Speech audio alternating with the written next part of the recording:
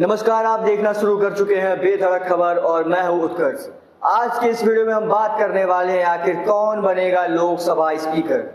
BJP अपना दावा ठोक रही है कि हमारे वहां से लोकसभा स्पीकर जाएंगे और बीजेपी ये भी वादा कर रही है कि हम अपने किसी एक सहयोगी पार्टी को अपने वहां से डिप्टी स्पीकर के लिए चुनाव लड़वाएंगे।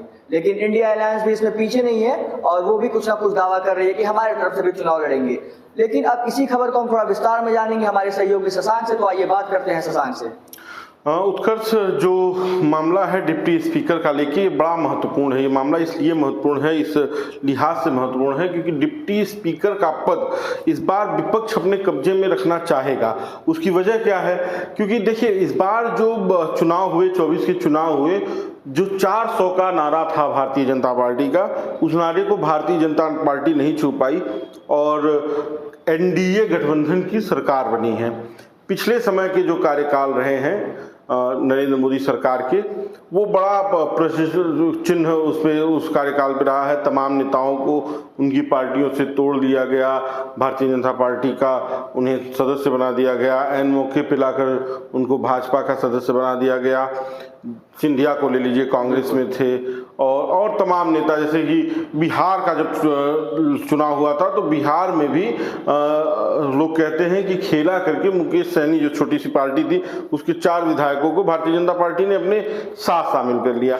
चूंकि वहां पर भी गठबंधन की सरकार है और इस वक्त देश में भी गठबंधन की ही सरकार है, तो भारतीय जनता पार्टी ये दावा कर रही है कि हम अपना स्पीकर देंगे।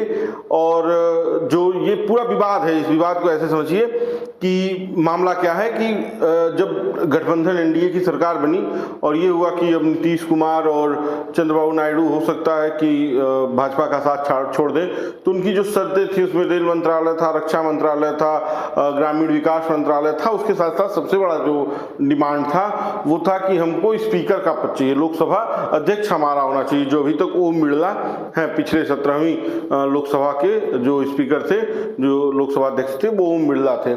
और उन्होंने बड़े कायदे से इस पूरी व्यवस्था को बड़ी सुचारू ढंग से संभाला था। लेकिन चूंकि स्पीकर अगर भाजपा का रहा तो ये माना जा रहा है कि अगर भाजपा का स्पीकर होगा तो अन्य जो उसके सहयोगी दल हैं उसमें भारतीय जनता पार्टी तोड़ फोड़ करके जो 272 वाला आंकड़ा है उसको तो कम से कम छूने का प्रयास करेगी। इसलिए जो बड़े सहयोगी हैं, जिसमें टीडीपी है, जेडीयू है, ये चाह रहे हैं कि कम से कम ये तोड़ फोड़ करने की स्थिति में न रहे और अगर स्पीकर भारतीय जनता पार्टी की जगह एनडीए का होगा, भारतीय जनता पार्टी के अलावा किसी अन्य सहयोगी दल का, तो वो जो होगा वो कम से कम इस पारदर्शिता को रखेगा। और अगर कोई तोड़ फोड़ की राजनीति करेगा तो सबसे पहले जो सदस्य टूटेगा उसकी सदस्यता जाएगी। शशांक, इंडिया अलायंस का ये भी कहना है कि अगर तेलुगु देशम पार्टी से चंद्रबाबू नायडू अगर स्पीकर के लिए पद के लिए जाते हैं तो वो उनका सपोर्ट करेंगे। ये भी वो इसलिए सामने आया, वो इसलिए भी करेगी। देखिए, वही कह रहा हूं कि इंडिया अलायंस के पास ये मौका है बिल्कुल। और अगर भारतीय जनता पार्टी जिद पर बैठी रही कि हम अपना स्पीकर चुनाव लड़ाएंगे तो फिर देखिएगा कि इंडिया अलायंस भी चुनाव लड़ाएगा।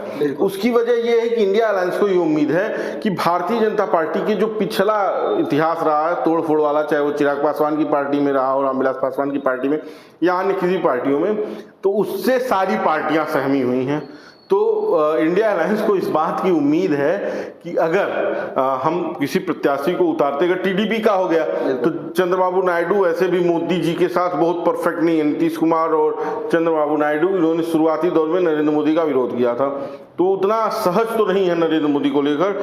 तो अगर इस तरह का कोई भी काम होगा कि किसी की पार्टी तोड़ी जाएगी और वो किया जाएगा तो सदस्य की सदस्यता तुरंत स्पीकर के हाथ में होती है, लोकसभा अध्यक्ष के हाथ में होती है, उसे खत्म कर दिया जाएगा। जैसे उत्तर प्रदेश में देख लीजिए कि राज्यसभा चुनाव में क्रॉस वोटिंग करने के बाद तमाम विधायक भारतीय जनता पार्टी के राजनीतिक मंचों पर दिखे और जगहों पर दिखे, लेकिन अभी तक उनकी सदस्यता नहीं गई है।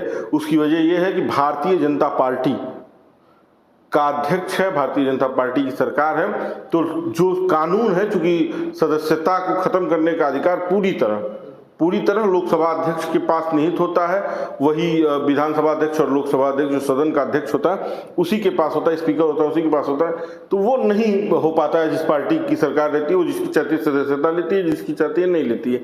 अब कोई सजा वगैरह हो गई तो अलग बात है, लेकिन ये पार्टी बदलने वाले कानून में, दल बदल कानून में ये थोड़ा कम लागू हो पाता है। तो इसलिए कांग्रेस और इंडिया अलायंस का जो हिस्सा है, जो धड़ा है, वो ये चाहेगा कि तेलुगु देशम पार्टी का अगर कोई अध्यक्ष हो तो हम उसे निर्विरोध होने देंगे। लेकिन अगर कहीं टीडीपी का या जेडीयू का अध्यक्ष नहीं बनता है तो सबसे पहले कांग्रेस और इंडिया अलायंस की तरफ से किसी न किसी को लोकसभा अध्यक्ष के लिए प्रत्याशी बनाया जाएगा। और उन्हें इस बात की उम्मीद है कि अगर चुनाव हुआ तो एनडीए में फूट पड़ेगी, तमाम सांसद, हो सकता है भाजपा के ही तमाम सांसद क्रॉस वोटिंग करके इंडिया अलायंस के स्पीकर के प्रत्याशी को वोट कर दें और स्पीकर बना दें, और उसी के साथ डिप्टी स्पीकर पे भी इस तरह की बात है। लेकिन भारतीय जनता पार्टी भी इस वक्त जिस तरह की स्थितियां हैं, जिस तरह की सिचुएशन है, उसमें फूक फूक के कदम रख रही है। लोकसभा चुनाव की जंग के बाद अब स्पीकर के चुनाव के जंग की यहाँ पे तैयारी हो चुकी है। 26 तारीख को चुनाव होने वाला है। ये खबर आप देख रहे थे बेधड़क खबर पर। अगर आप हमें फेसबुक को देख रहे हैं तो हमारे पेज को फॉलो करें और वहां पे अपने कमेंट बॉक्स में अपनी राय दें। अगर आप हमें यूट्यूब पे देख रहे हैं तो हमारे चैनल को सब्सक्राइब करना ना भूलें और कमेंट बॉक्स आपके लिए वहां भी खुला हुआ है, अपनी राय जरूर दें। धन्यवाद।